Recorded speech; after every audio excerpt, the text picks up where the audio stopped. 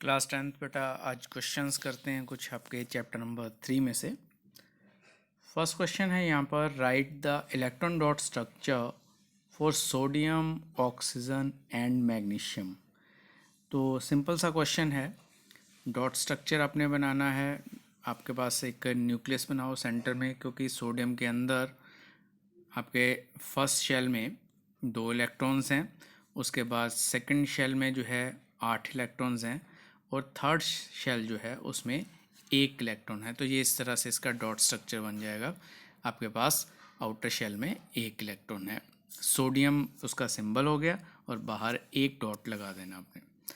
उसके बाद electron dot structure of oxygen. Oxygen के फर्स्ट शेल में जो है 2 इलेक्ट्रॉन्स होते हैं और उसके बाद जो सेकंड शेल है उसमें 6 इलेक्ट्रॉन्स होते हैं। तो इस तरह से इसका जो स्ट्रक्चर बनेगा। तो यहाँ पर ऑक्सीजन के साथ जो है वो 6 डॉट्स आपने लगा दिए। ये रिप्रेजेंट करते हैं कि आउटर जो शेल है उसमें 6 इलेक्ट्रॉन्स हैं। उसके बाद थर्ड है आपके पास मैग्नीशियम। तो मैग्नीशियम में आपके पास जो है 12 इलेक्ट्रॉन टोटल होते हैं।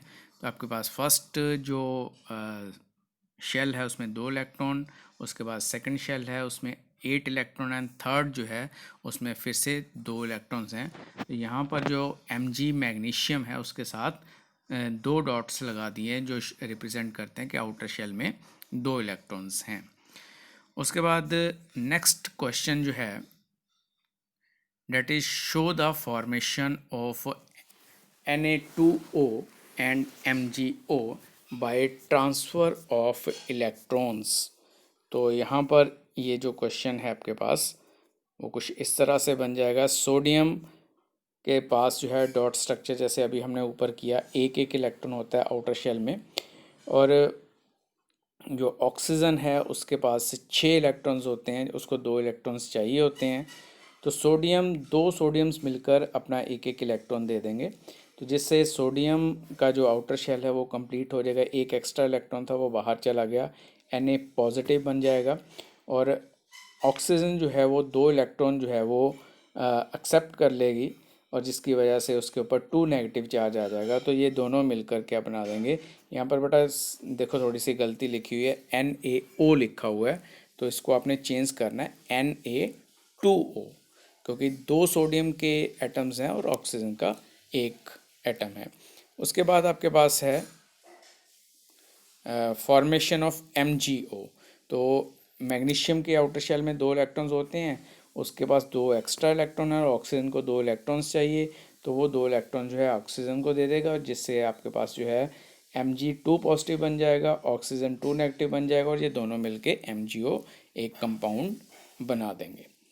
उसके बाद थर्ड पार्ट जो है इसी क्वेश्चन के अंदर है, उसमें पूछा गया है what are the ions present in these compound. इन कंपाउंड्स के अंदर आयंस कौन कौन से प्रेजेंट होंगे। तो आपके पास जो ऊपर क्वेश्चन किया उस हिसाब से आपके पास है Mg2 पॉजिटिव आएगा, O2 नेगेटिव आएगा और Na1 पॉजिटिव। ये आयंस जो हैं इन दोनों फॉर्मेशंस के अंदर, दोनों कंपाउंड्स के अंदर प्रेजेंट रहेंगे। उसके बाद नेक्स्ट क्वेश्चन नंबर 2 है, why do ionic compounds have high melting point. तो आयनिक कंपाउंड के अंदर हाई मेल्टिंग पॉइंट क्यों होता है। तो ionic compound have high melting and boiling point because ionic compounds formed by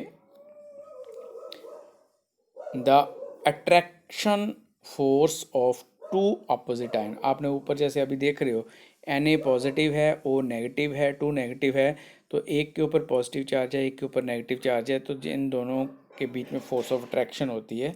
तो इसी को हम कहते हैं attraction force of 2 opposite ions. तो आयनिक कंपाउंड्स के अंदर अपोजिट फोर्स ऑफ अट्रैक्शंस होती हैं 2 आयंस की वजह से, और considerable amount of energy is required to break this strong inter ionic attraction. तो इस इंटर आयनिक अट्रैक्शंस को जो है ब्रेक करने के लिए बहुत ज़्यादा एनर्जी की ज़रूरत पड़ती है। डेट्स वाई कि आयनिक कंपाउंड का जो मेल्टिंग पॉइंट है वो बहुत हाई होता है। तो ये 2 क्वेश्चंस बेटा आपने कॉपी के ऊपर नोट करने हैं। सेकंड क्वेश्चन बहुत बहुत इंपॉर्टेंट है, छोटा सा क्वेश्चन है बट इंपॉर्टेंट क्वेश्चन है, 2 नंबर का ये अक्सर आ जाता है। तो इसको याद रखना है आपने कि आयनिक कंपाउंड का मेल्टिंग पॉइंट हाई क्यों होता है। तो ऊपर जो है डॉट स्ट्रक्चर्स हैं, उस तरह के क्वेश्चंस भी आपको आ सकते हैं 1 नंबर 2 नंबर में। तो इसको अच्छी तरह से लर्न करना है आपने।